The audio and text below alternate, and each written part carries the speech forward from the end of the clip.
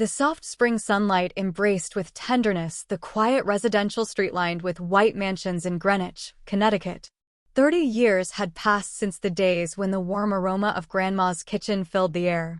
"Let me confirm once again," said the real estate agent. "The reservation deposit is $800,000, correct?" Elizabeth Williams nodded slightly with a dignified posture that belied her 32 years. Her refined profile was visible beneath her shade jacket, exuding the confidence earned through 10 years of training.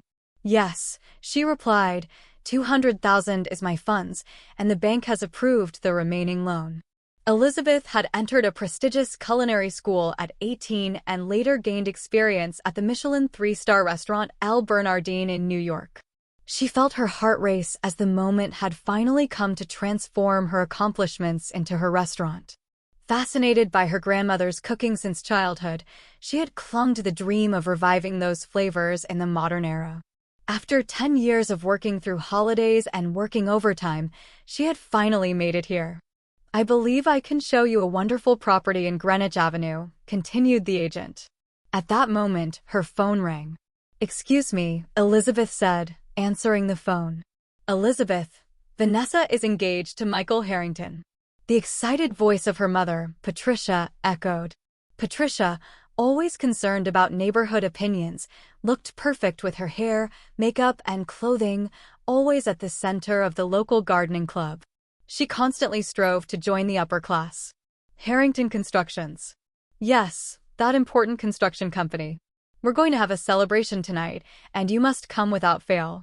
We've rented the Belhaven Club." Elizabeth let out a small sigh. Her sister Vanessa, with her model-like appearance and designer clothes, had grown up receiving her parents' total adoration. Working at a luxury jewelry store, she was desperate to secure a ticket to high society. From childhood, their parents had pampered Vanessa while dismissing Elizabeth's dream with comments like, "Open a store." "But I have a property visit today." "You can open a store anytime," her mother responded. "This is an important family day, or are you saying you can't celebrate Vanessa's happiness as always?" Her mother's words hid the contempt for Elizabeth, who was just a chef. Elizabeth lowered her gaze. The recipe notebook, inherited from her grandmother, felt heavy in her bag. That night, a party was being held at the Williams under the chandelier. Guests chatted elegantly, and "think about appearances" was her father Robert's constant phrase. As the owner of a medium-sized local construction company, he always cared about public opinion, wearing expensive suits over his robust figure. Although his company was never large, he had maintained his reputation in the city. "Oh, Elizabeth, still in that chef's uniform. You should dress better. Don't come to the wedding at Albury House dressed like that," said Vanessa's voice, dripping with disdain. Her engagement ring sparkled prominently by her side, and the Harrington family members smiled graciously. Elizabeth smiled silently. The $200,000 she had saved over 10 years, deposited in a joint account with her parents, came from her hospitalization after a car accident years ago. At the time, it seemed prudent, just in case.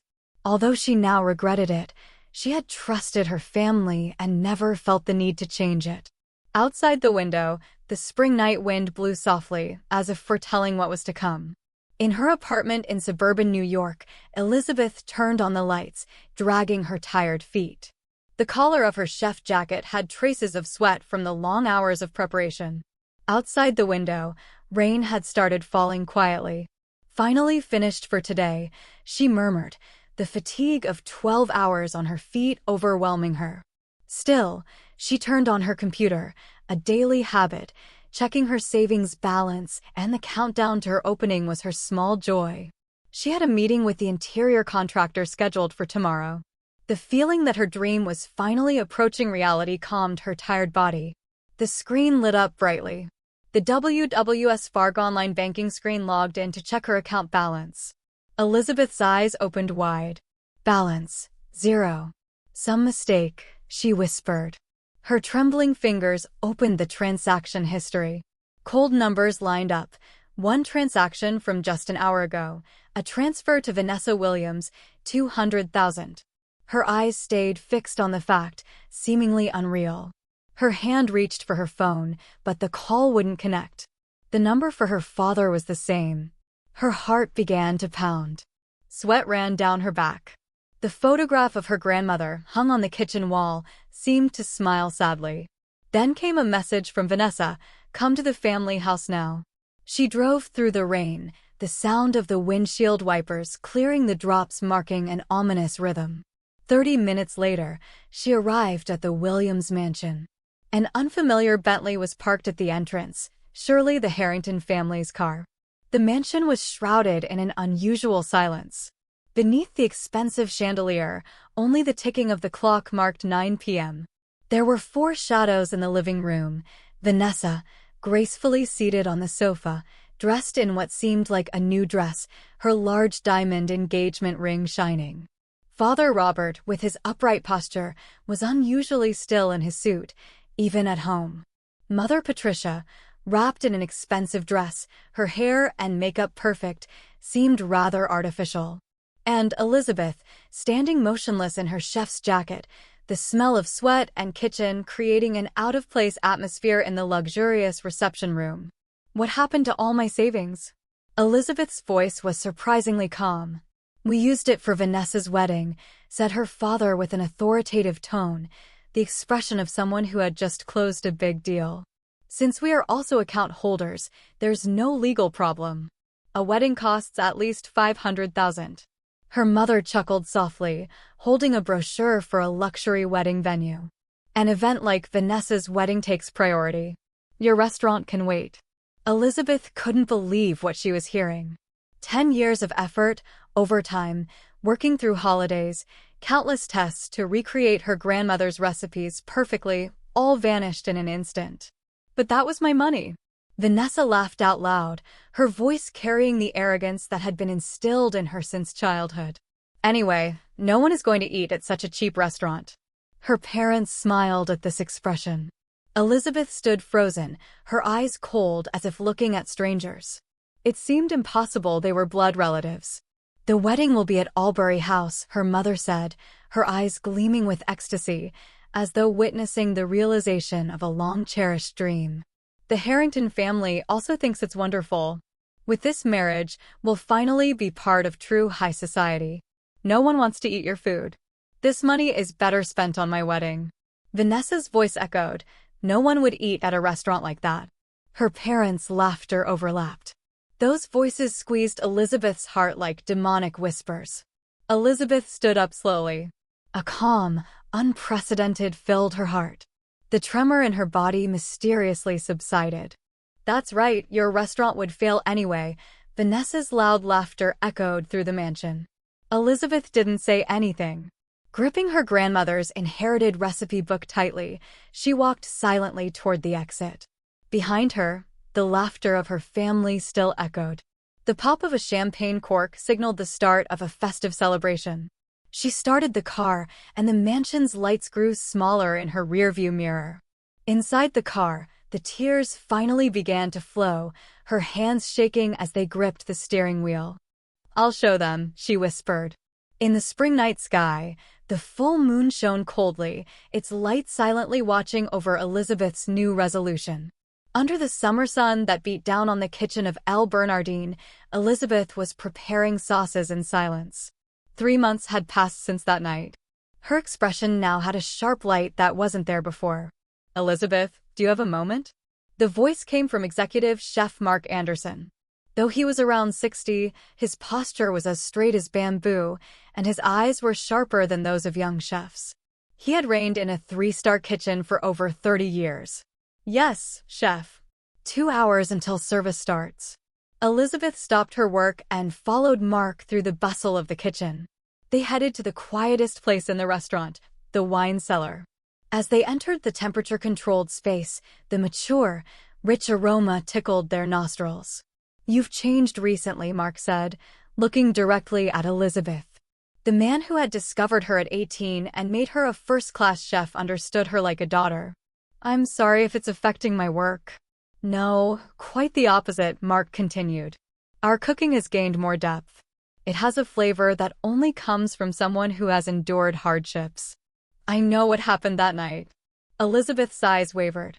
Mark slowly took a bottle of wine and continued, Chateau Rill of 19, born in the chaos of the post-war era. Yet it captivated the world with its extraordinary quality. Sometimes the harshest environments produce the finest art. As he silently wove his words, Mark poured the wine into a jug.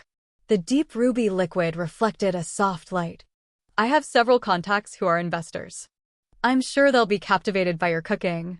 Would you like to hold a tasting? At those words, Elizabeth's heart raced. It was as if a beam of light had pierced the end of a long tunnel. The next 2 weeks transformed Elizabeth's life. During the day, she stood in the kitchen as usual, and at night, she immersed herself in developing her dream. Test dishes in her home kitchen, modernized the recipes inherited from her grandmother, pouring her soul into each plate. Countless sleepless nights passed with no time to feel fatigue. Her heart was filled with a kind of euphoria. Even her anger toward her family had been sublimated into a driving force for creation. Then came the fateful day. On the top floor of a skyscraper in Manhattan, 5 investors gathered in a place with views of the New York skyline. They were all owners of Michelin-starred restaurants and the top experts in the industry. Elizabeth prepared a 7-course meal. The appetizer was her grandmother's traditional clam chowder, reconstructed with a modern twist, covered with caviar and edible flowers. A creamy soup flowed when the spoon entered. The investors' eyes sparkled at the contrast between the elegant appearance and the nostalgic taste. The main course was beef stew, slow-cooked for 48 hours, a memorable dish her grandmother used to prepare for Sunday dinners, elevated with the latest cooking techniques. The meat had a silk-like texture, eaten with an unexpected touch of wasabi. This is James Morrison, who had led the restaurant industry for many years, spoke. His expression showed an emotion never before seen. I've been in this industry for over 40 years, but I've never been moved by a cuisine like this. By the time they finished all the dishes, including dessert, the sky had turned twilight. Elizabeth Morrison stood up and quietly announced, "We want to invest in your restaurant. The amount is $500,000. However, Elizabeth held her breath. Never compromise your passion and talent, and please, write a new page in New York's culinary history." Outside the window, the lights of the streets of Manhattan began to light up at once, as if celebrating the beginning of Elizabeth's new life. The contract was immediately signed. She secured a prime location in Greenwich Village through Morrison's connections. Interior design, staff hiring, menu development. Everything proceeded surprisingly well. 2 weeks before the opening, Elizabeth stood in the kitchen of her new restaurant. The shiny new kitchen team reflected the light softly. The cold touch of the stainless steel countertop felt pleasant under her hands. "Congratulations, Elizabeth." Mark visited her and put a hand on her shoulder. "Thank you, chef. I couldn't have come this far without you." Mark shook his head. "All of this is your own strength." He paused briefly, as if choosing his words. "Sometimes, the people closest to us give us our greatest tests, but only those who overcome them gain true strength. You've proven that." Elizabeth nodded silently. Outside the window, the twilight sky burned brightly. Then came the opening day. Reservations had been booked 3 months in advance, just through word of mouth on social media. Even the food critic from the New York Times had made a reservation. 30 minutes before the opening, Elizabeth donned her new uniform, her custom chef jacket. She looked dignified and beautiful, as if representing her newfound pride. "Everyone, listen," Elizabeth spoke softly, but powerfully, to the gathered staff. "Starting today, we begin creating a new story. Let's put our souls into each dish." Expectation and tension filled the kitchen, and at the moment of welcoming their first guest, Elizabeth's eyes had a light of strong will. At the Albury House, in the luxury residential area of Greenwich, Vanessa was busy with her wedding dress fitting. The pure white silk organza dress was specially ordered from Paris. Delicate artisan embroidery adorned the hems. "Miss, could you turn a little to the right?" asked the voice of the Parisian dress designer. Vanessa smiled with satisfaction. Around her, high-class friends gathered, raising voices of admiration for her appearance. It was truly the brightest moment of her life. At that moment, a friend grabbed her new iPhone and exclaimed excitedly, "Look, this is a review from the New York Times. A new culinary sanctuary born in Greenwich Village. Elizabeth Williams' restaurant, War, has captured everyone's hearts." Just 2 weeks after opening, the air froze. The article continued, "Chef Elizabeth has reinterpreted the recipes inherited from her grandmother with stunning talent, bringing a fresh air to the culinary world. Reservations are already fully booked 6 months in advance, and rumors suggest Michelin inspectors have secretly visited." A friend timidly asked, "Your sister?" Vanessa's face drained of color. That evening, at a dinner at the Belhaven Club, the most influential social venue in Connecticut, the rumors quickly spread. "Did you hear that Harrington's fiancée's sister is getting amazing reviews?" Drinking wine, high society members whispered about this scandalous truth. Her savings were used for the wedding expenses. How terrible. The rumor had reached the ears of Victoria, Michael Harrington III's mother. In the mansion study, Victoria faced Robert Harrington. A heavy atmosphere hung in the room. "Is this story true?" Victoria's voice was cold as ice. "Answer me." Patricia, who had been invited, replied, "That's a family matter."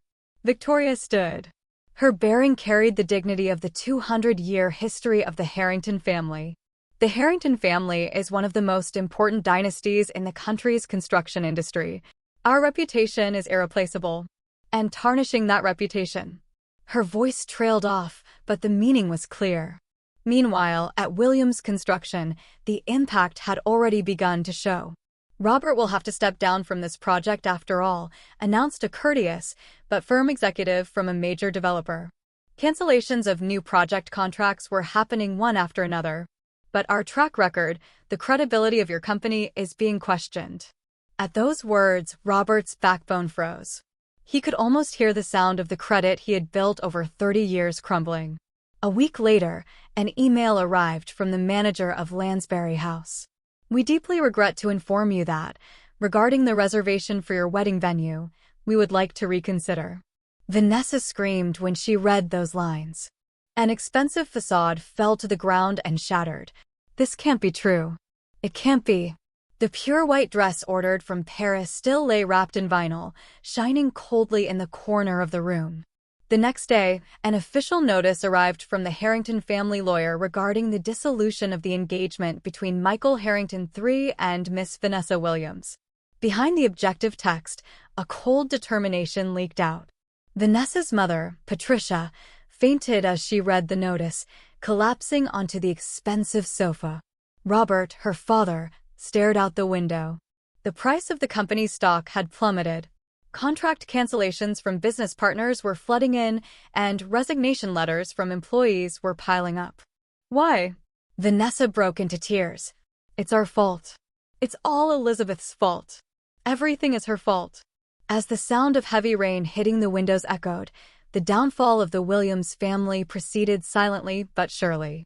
The family made one last attempt for hope, visiting Elizabeth's restaurant. "We sincerely apologize," they said. "We are fully booked for the next 6 months." The dignified voice of the hostess contained none of its previous arrogance. At that moment, a black Rolls-Royce stopped in front of the restaurant. Through the window, Elizabeth could be seen. Her new chef jacket shone like a symbol of victory. She didn't even spare a glance at her family. Standing on the street, the luxury car drove away silently, leaving only the stunned figures of her family behind. Spring 2029. New York's morning began with its usual bustle. Men's restaurant stood quietly in a corner of Greenwich Village.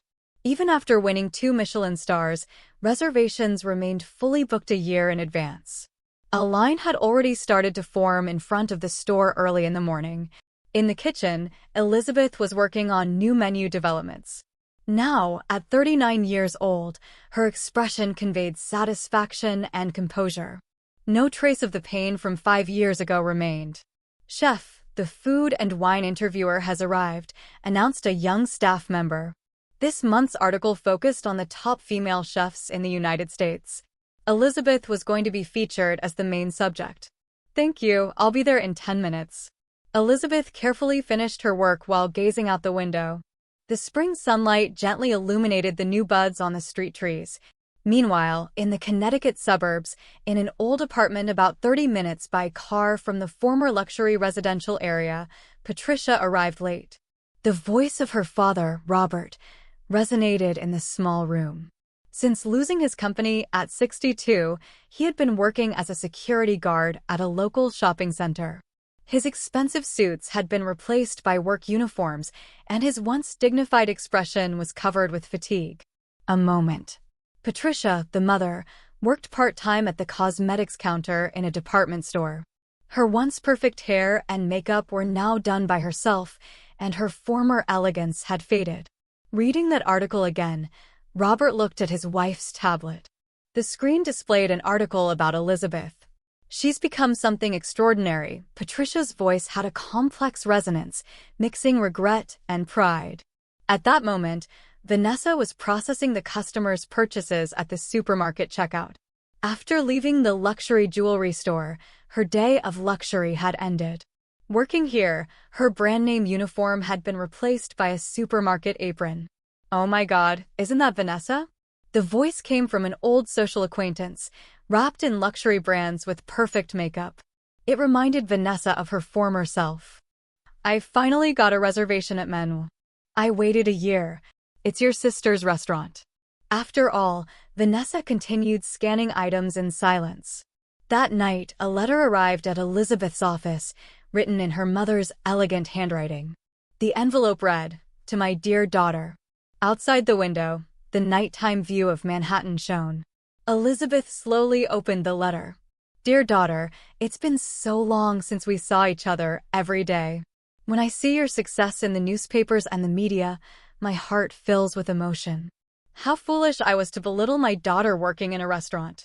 Now you are a world-renowned chef and, above all, a proud woman who lives true to her beliefs, without compromise. I won't ask for forgiveness, I just wanted to send you this. Mother is proud of you. With love, Mother." Elizabeth quietly closed the letter and put it in the shredder. The finely shredded paper fell like snow. "A guest has arrived," announced the hostess. Elizabeth stood up and adjusted her new chef jacket. "Tonight's guests are the governor of New York State and his group." She smiled. "My family is this restaurant and our guests. That's enough for me now." The spring night's wind gently hit the window, as if announcing the arrival of a new season.